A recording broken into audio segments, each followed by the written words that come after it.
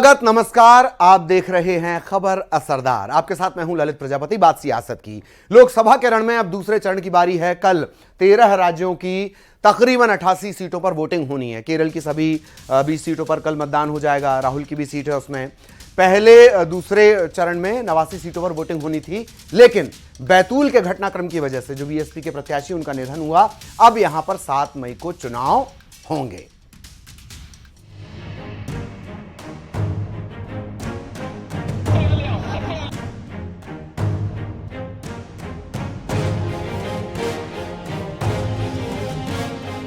लोकतंत्र के महापर्व के दूसरे राउंड के लिए चुनाव आयोग ने तैयारियां करीब करीब पूरी कर ली है।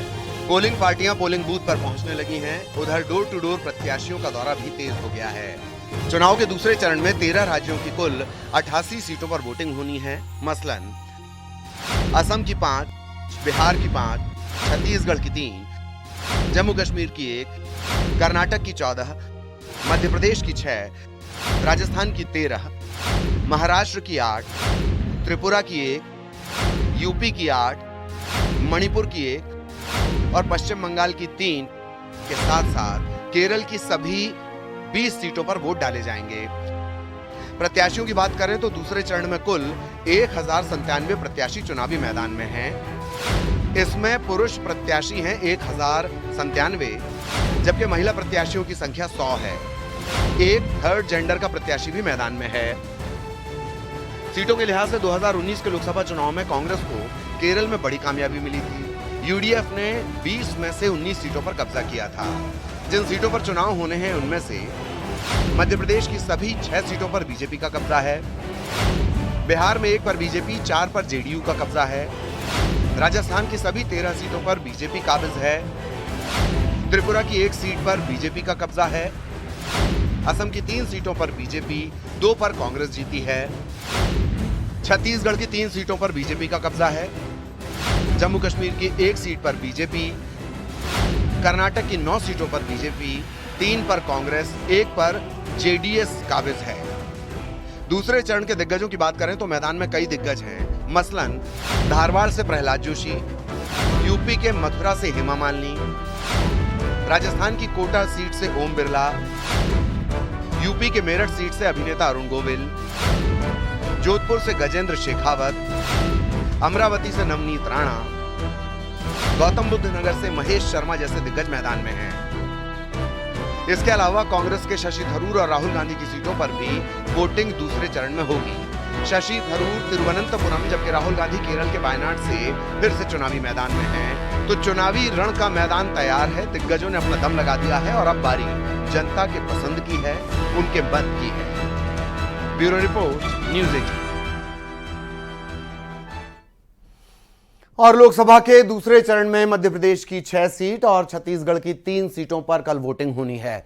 दूसरे चरण में मध्य प्रदेश और छत्तीसगढ़ के कई दिग्गज चुनावी मैदान में हैं।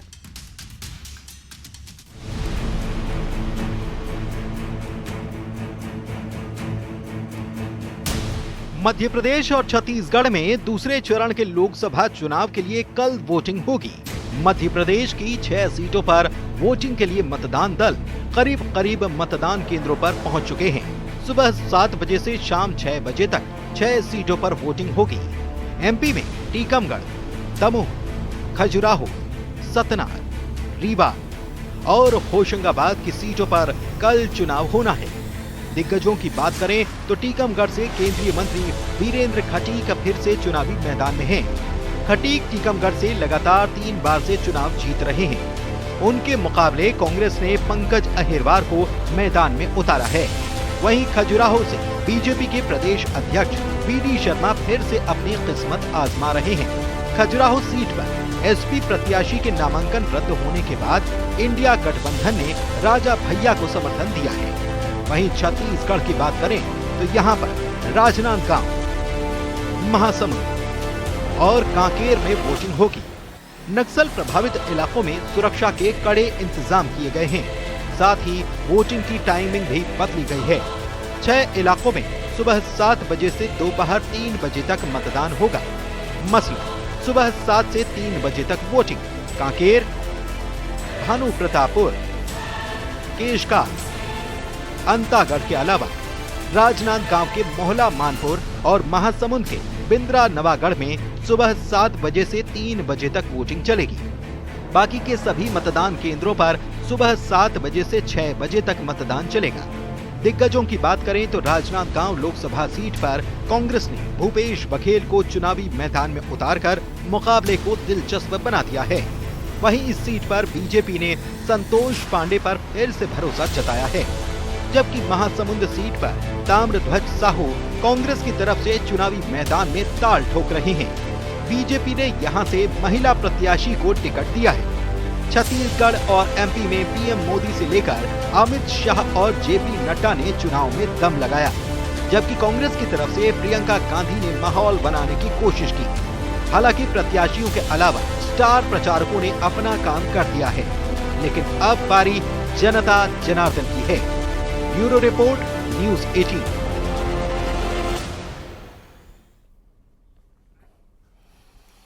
कल होने वाली वोटिंग से पहले सबसे ज्यादा चर्चा जिस बात की हो रही है वो है राहुल का प्रधानमंत्री नरेंद्र मोदी के खिलाफ आपत्तिजनक टिप्पणी करना। महाराष्ट्र के सोलापुर की एक चुनावी जनसभा में राहुल गांधी ने प्रधानमंत्री के लिए जिस तरह के शब्दों का प्रयोग किया उससे कई लोगों को बहुत आपत्ति हो सकती है। सवाल यह कि राहुल गांधी जैसे सभ्य संस्कारी पढ़े लिखे नेता ने प्रधानमंत्री के लिए तू तड़ाक वाली भाषा का प्रयोग क्यों किया।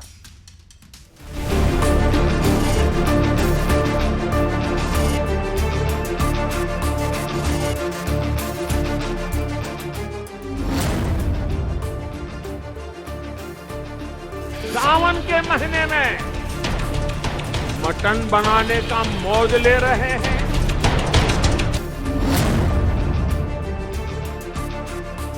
आपकी संपत्ति का एक्सरे होगा, एक्सरे।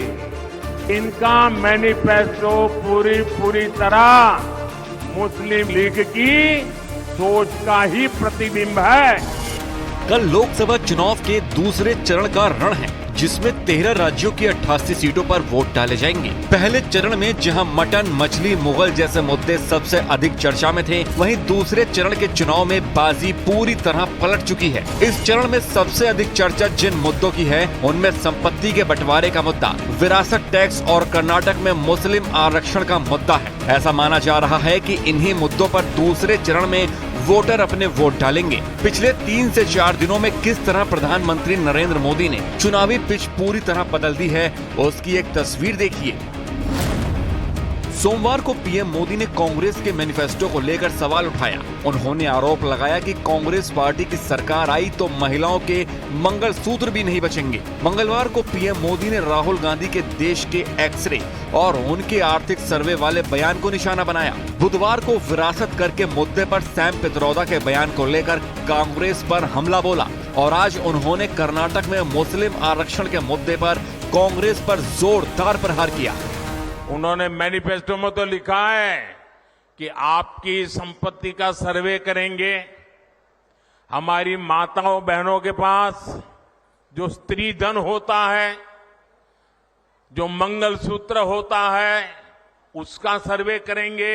आपकी संपत्ति भी छीनना चाहती है कांग्रेस। एक्सरे कराने वाली, एक्सरे मालूम है ना, उनके नेता बोल रहे एक्सरे करेंगे और आपके लॉकर में क्या पड़ा है वो खोज के निकालेंगे, आपके घर में क्या पड़ा है वो खोज के निकालेंगे। कांग्रेस सरकार ने कर्नाटका में जितने भी मुस्लिम समाज के लोग हैं, उन्होंने रातों रात एक कागज निकालकर हस्ताक्षर करके उन सबको ओबीसी घोषित कर दिया। उस मुस्लिम समाज को ओबीसी को जो मिलता था वो लूट करके उनको दे दिया। प्रधानमंत्री नरेंद्र मोदी कांग्रेस पर ताबड़तोड़ प्रहार कर रहे हैं। विपक्षी पार्टियां उनके प्रहार पर संभल पाती उससे पहले ही वो नया मुद्दा सामने ला देते हैं। आज एक बार फिर उन्होंने कांग्रेस पार्टी पर विरासत टैक्स को लेकर निशाना साधा। उन्होंने ये आरोप लगाया कि इंदिरा गांधी के निधन के बाद खुद को मिलने वाली संपत्ति को बचाने के लिए तत्कालीन प्रधानमंत्री राजीव गांधी ने साल 1985 में इनहेरिटेंस टैक्स को हटा दिया था। अपनी माता इंदिरा गांधी से मिले हुए पैसों को बचाने के लिए उस समय के प्रधानमंत्री श्रीमान राजीव गांधी ने अपनी संपत्ति बचाने के लिए पहले जो इनहेरिटेंस कानून था उसको समाप्त किया और खुद के पैसे बचा लिए। आप ये मत सोचिए कि जाति जनगणना सिर्फ कास्ट सर्वे है। वो जाति का सर्वे है, मगर उसमें हम इकोनॉमिक और इंस्टीट्यूशनल सर्वे भी जोड़ेंगे। देश को पता लग जाएगा कि इस जात में इतने लोग हैं, दलित इतने, आदिवासी इतने, गरीब जनरल कास्ट इतने, इनकी आमदनी इतनी है और हिंदुस्तान की संस्थाओं में इनकी इतनी भागीदारी है। एक प्रकार से नेशनल एक्सरे मान लीजिए इसको।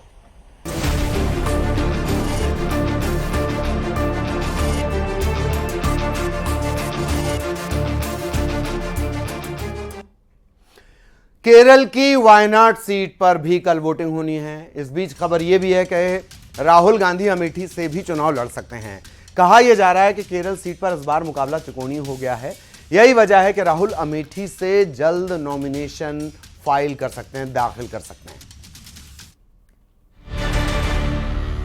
कभी हां, कभी ना, कभी ये और कभी वो कयास के बाद अमेठी पर अब लगभग फाइनल सहमति बन गई है। खबर है कि राहुल गांधी ही एक बार फिर यहां से कांग्रेस की उम्मीदवारी करेंगे, जिसका आधिकारिक ऐलान कुछ ही घंटों में या बहुत जल्द हो सकता है।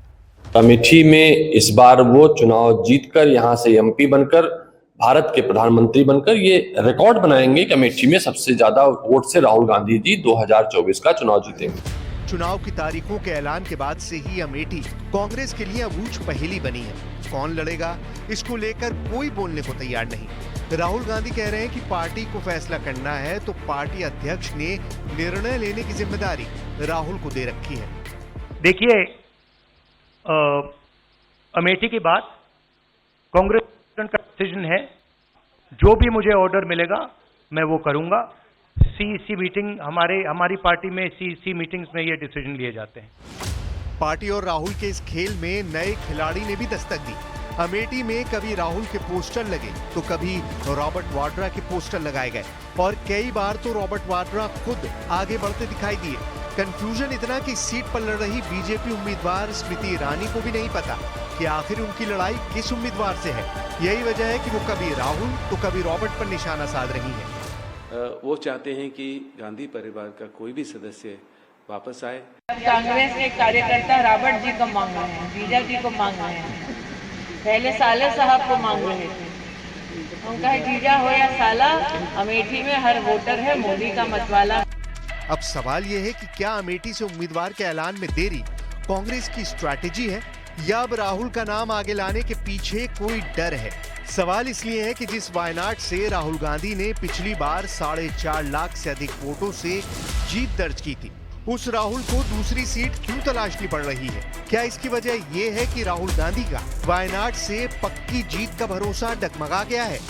इसको समझने के लिए इन आंकड़ों को देखिए जो बताते हैं कि वायनाड लोकसभा सीट पर हिंदू और मुसलमानों की आबादी करीब 40% के साथ बराबरी पर है और वहीं ईसाई 20% है। जाहिर है नतीजे बताते हैं कि पिछली बार इनमें से बड़ा वोट राहुल गांधी को मिला था। ऐसा तब था जब बीजेपी ने खुद की बजाय अपने सहयोगी दल के नेता को उतारा था, लेकिन इस बार न सिर्फ बीजेपी ने अपने प्रदेश अध्यक्ष को बल्कि सीपीआई ने भी अपने महासचिव की पत्नी को मैदान में उतारा है। ऐसे में दोनों ही दलों को इस बार पिछले चुनाव के मुकाबले बेहतर नतीजों की उम्मीद है और यही कांग्रेस की चिंता हो सकती है। दोनों पार्टियां एक साथ मिलकर चुनाव लड़ रही है। यहां भाषण देते हैं कि आतंकवादी है और वहां मिलकर के चुनाव लड़ते हैं। Give a promise that I will be, if the constituency voters elect me and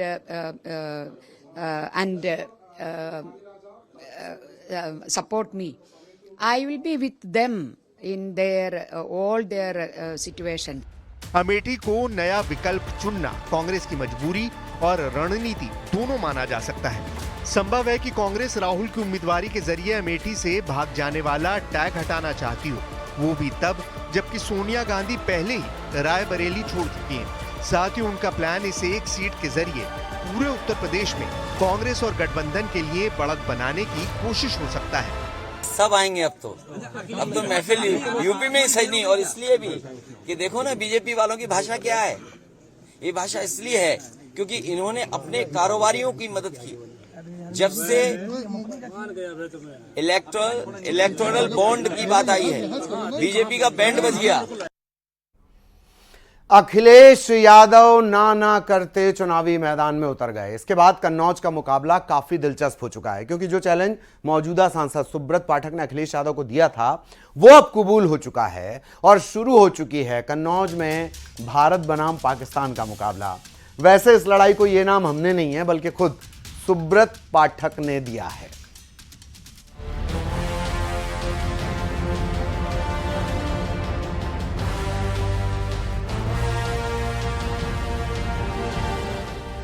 जिस चुनाव से अखिलेश यादव अब तक दूरी बना रहे थे, परिवार के एक एक सदस्य को सेट कर रहे थे, उसी परिवार की सीट पर भतीजे का टिकट काटकर अखिलेश यादव ने खुद पर्चा दाखिल कर दिया और सुब्रत पाठक के खिलाफ चुनावी बिगुल फूंक दिया।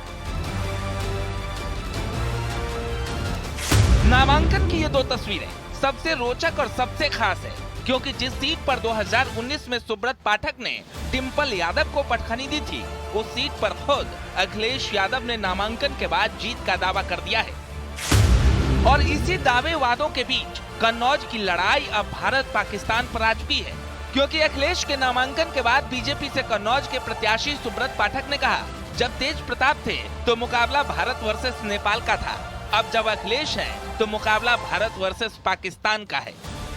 सुब्रत पाठक के इस बयान पर अखिलेश यादव ने भी पलटवार किया है।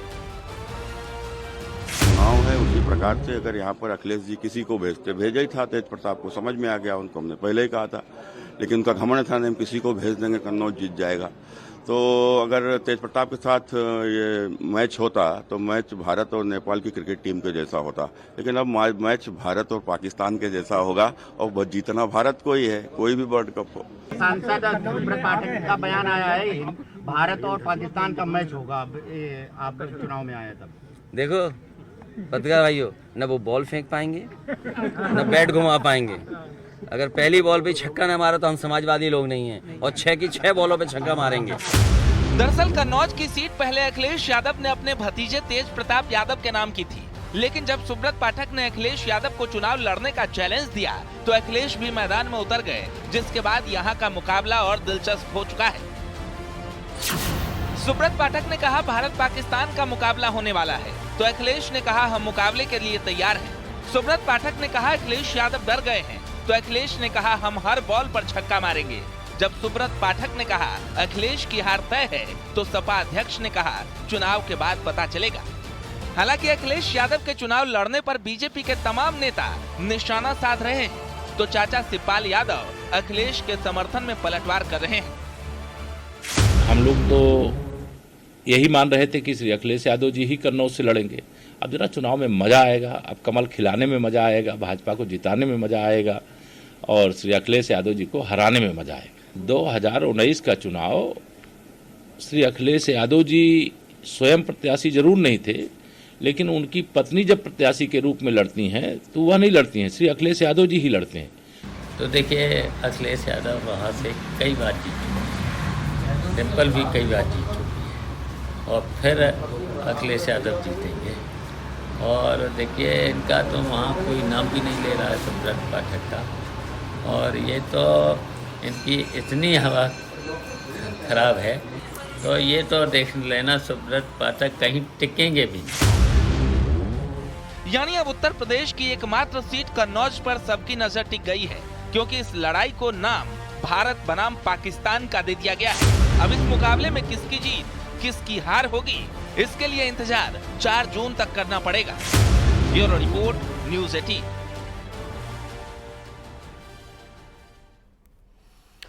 लोकसभा चुनाव के तीसरे चरण के लिए प्रचार चरम पर है। उम्मीदवारों के साथ साथ उनके परिवार के सदस्य भी चुनाव प्रचार तेज कर चुके हैं।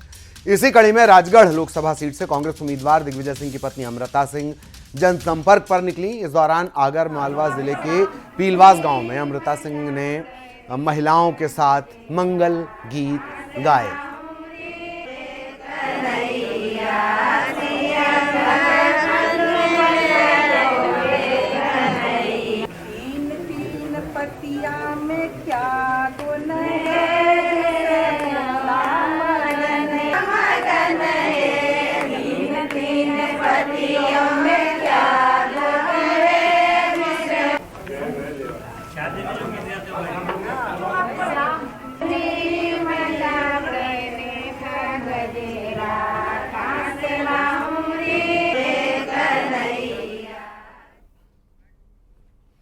और यहां एक ब्रेक के लिए रुकेंगे, लेकिन ब्रेक के बाद विनर की बात।